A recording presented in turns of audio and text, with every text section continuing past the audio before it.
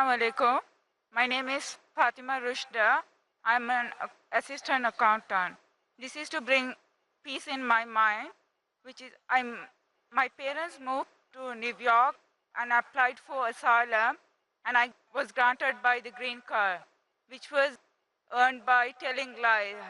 So I used that green card to get my education, and I'm earning now through that education. So whatever I earn is it haram? Because the root for the green card, which was earned through lies. First of all,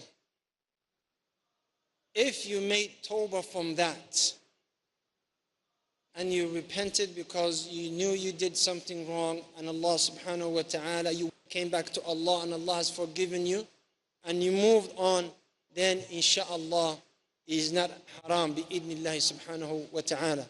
Because the Nabi sallallahu alayhi wa sallam said to Amr bin As, Aya Amr, ama alimta anna al-Islam, or Amr, did you not know that Islam expiated everything before it? And then he mentioned the Tawbah and the Hajj. So inshallah, if you made Tawbah from that, Allah subhanahu wa ta'ala will forgive your sins. And from now on, make sure you don't fall into a ma'siyah or into a sin. Wallahu a'la wa a'lam.